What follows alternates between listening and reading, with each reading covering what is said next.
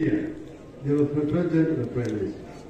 So it is not something we're inventing here in Kenya as a job for the boys. The function for the prime minister. In the grand coalition government, Kibaki was there as the president, and yours truly was the prime minister. And it functioned very effectively. That's right. The government was much more efficient, because the work of the prime minister was to supervise and coordinate functions of the national government. And then also, he was the chief spokesman of government in parliament. And cabinet was in parliament. It is now accepted internationally that parliamentary systems are more effective than presidential. There are few pure presidential systems. United States is one of those exceptions, but that is the whole continent. Most work is being done in the States. Canada is parliamentary. Britain, Germany, France, Italy, Scandinavia, Israel, India, Japan, Australia, New Zealand are all parliamentary systems. It's very efficient because the executive is in parliament and can be held to account in parliament. Members of parliament will ask questions and ministers have to answer. On Kokoteni, on Mamamboga, nobody wants to get Mamamboga the rest of her life. Nobody wants to push Kokoteni the rest of his life. In wheelbarrow is an instrument used in construction sites. Nakoroa Kokota, the ribbon is bad. Nothing else. So it is something that is not useful to our people. But then they're forgetting the promises they made to the people of Kenya. We said 6 months. When we take power, within 6 months, you're going to be running a knowledge-based economy. Every child in our school, in primary and nursery, will be having a laptop. Those children are now in age. They're going to sit exams now. Did they see the laptop? Did they see the laptop? Oh, we are going to build state-of-the-art stadia in all the 47 counties. Where is that? Oh, we are going to create knowledge-based jobs, high-tech jobs, 1 million per every year. 1 million every year. If you are saying that the handshake has interfered, you have for 5 years. Where are those 5 million jobs? Where are those 5 million jobs? Nowhere. So these are empty sloganeering which have no meaning for the people in Kenya. But what you have in here is something that is serious, that will liberate our people. The referendum bill is based and the constitutional changes envisage the policies required as a framework for changes and the administrative measures to be undertaken. 2, that we shall engage in thorough public participation to ensure that our people support the bill from the basis of knowledge and understanding of the bill. 3, that we shall seek to unite our people and the people of Kenya to support democracy and national unity for the sustainable development of our nation. 4, that we continue to thank His Excellency President Uhuru Muigai Kenyatta and Right Honorable RAILA for their decision to put aside their differences that looked insurmountable, to join hands and address age-old problems that have held our country back over the decades. 5, that we particularly recognize election management as posing an existential threat to our country and addressing it by putting in place an electoral body that enjoys the confidence of all players, and by ending the winner-take-all brand of our politics, as proposed in the BBI, that this is both desirable and urgent. 6, that we support all efforts to end election-related violence that have afflicted this region and our country from 1991 to date, and urge that every effort be made to ensure that leaders hell-bent on taking us back on that route are stopped at all costs. 7, that having witnessed the ravages of economic marginalization that have haunted this region over the decades, we support every proposal in the BBI to ensure shared prosperity in the nation through investment in accelerated industrialization and business promotion that in turn create employment for the youth in this region and in Kenya as a whole. 8, that we completely and urgently link the handshake under BBI from the 2022 election politics to allow Kenyans to debate the issues soberly and dispassionately, and to allow the government and the president to continue the task of delivering critical services to Kenyans, even as we pursue the envisaged reforms. 9th and finally, that we mandate and encourage Right Honorable RAILA ODINGA to renew and strengthen his working relationship with President Kenyatta and give the President the support and backing he needs to deliver to Kenyans the envisaged changes and development aspired to by Kenyans and this group of delegates. The President gets or receives 6.7 billion a year will be receiving at least 11.9 billion shillings every financial year. If you take that amount and multiply by 60%, that at least 60% goes to development. If you calculate that figure, you find it is 7.2 billion. And for the youth and women, there is a law in this country that conditions any procuring entity to ensure that at least 30% of the procurement goes to the youth and women. Now the 30% of 7.2 billion is over 2.1 billion every year going to the youth and women initiatives. And now that we are going to have a commission in place responsible for the youth affairs, they are going to ensure that that law is followed to the letter. And I want to conclude on that matter. I listened to William Ruto. I listened to him speak. And I want to say, hello,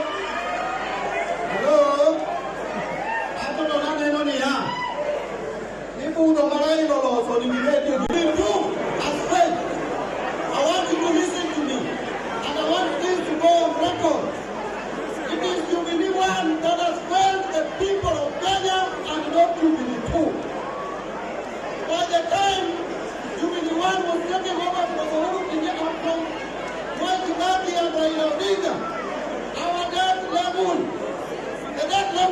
was 1.8 billion. By the time we were going into handshake, the debt had reached 6.2 billion. It is Ruto with this project which he initiated to corruptly acquire wealth that has brought this country where we are. It is not Jubilee 2, it is Ruto and Jubilee 1. When the merger between NDP and KANU was coming, and I was in KANU those days, treasurer KANU. So we went for a meeting in Nakuru. to discuss the possible merging of parties. I was privileged to sit in that committee where the president was chairing, President Daniel Ramboy. And he said, time has come where parties must merge together. And indeed, the other people opposed it. But he said, all over the world, parties must work together. That was 1999. And he said he has talked to Jaramogi's son. They want to come together with the party. And some of them said, you know, Your Excellency, what value will that party add to KANU? KANU is a serious, established party throughout this country. But he told him, it's not the value. There's something in this man called RAILA I want to use here. They told them. Thereafter, I left the meeting, and a man called Owango called me to go and see His Excellency the Prime Minister. We went to Joff. But you there? I don't know can be no pay. Goro Kuawachugini. He went in there, Odone Party Kanyo, Bedo Korgi, Kajo Kamo Ido Tugo, Golo Saitoti, Golo Kalonso, Golo Budavadi, Golo Kalonso. He came. Mochako, Mobiro, that is our identity. Samakoro de Kani. Oh, actually, the way forward. Samakoro Chikoni. What do I need to do? Be Bam Udia Mogi, Kendo Linti, Kendo Ti. Awata Kosokawata. BBI, there is so many advantages. There. And lastly, the governor, just like at the national level, can appoint county assembly members as part of the executive. So there again, you are reflecting what has happened at the national level, at the county level. The third broad object is to strengthen and harmonize specified roles and functions of the bicameral legislature. So basically, what the bill further does is to ensure that because we have two legislatures, a bicameral legislature, basically the National Assembly and the Senate, it has provided for specifying the roles so that the two houses act in harmony as one parliament. The fourth object is to implement economic and social rights under Article 43 of the Constitution. And you have been hearing people saying that how do you empower the people? This particular bill has a provision under Article 11 that is catering for the broad-based spectrum of our economy. It provides that if you are an agriculturalist to the coalition government, then here the Prime Minister and the other ministers who are just earning allowances because their direct pay is as a member of Parliament. And therefore, this is even cheaper because as of now, you have 22 cabinet ministers and you have the members of Parliament and you are paying them separately. So now that is gonna change. In order not to make the loser lose all, and I can tell you that the Prime Minister has remained relevant outside. I'm not a prophet, but I can tell you if the other leaders were to remain outside, those other ones were to remain outside, you wouldn't feel the strength that you are feeling.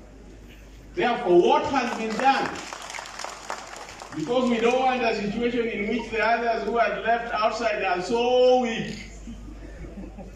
What this bill has proposed is to create a leader of official opposition.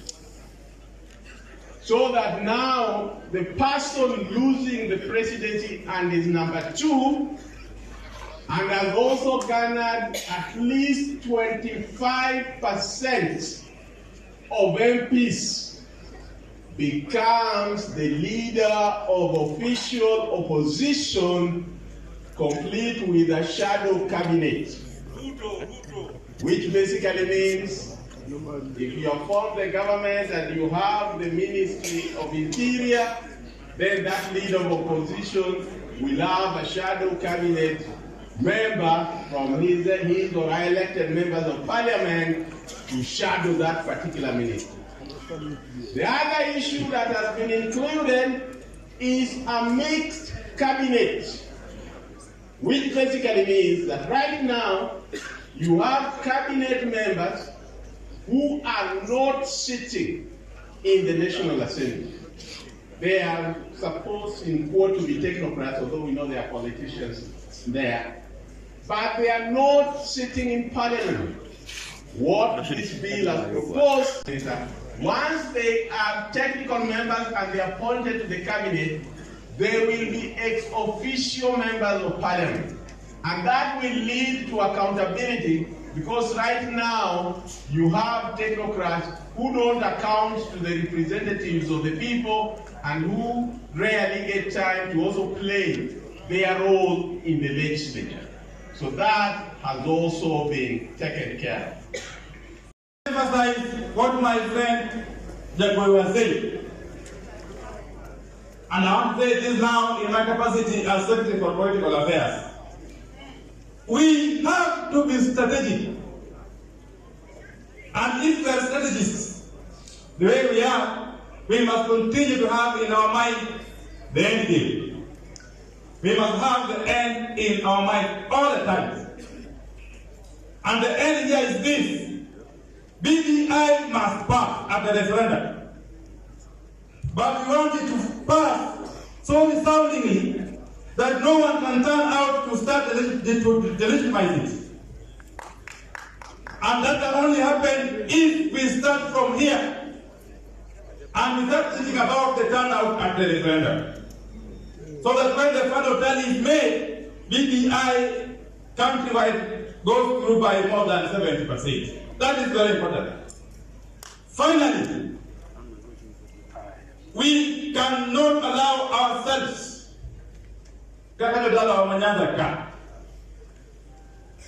to engage in premature politics, which is going to divide us. They are doing so as they give the BBI lip service. We must call them out and do so strongly. That if for sure you support Baba, you must do so in word and deed.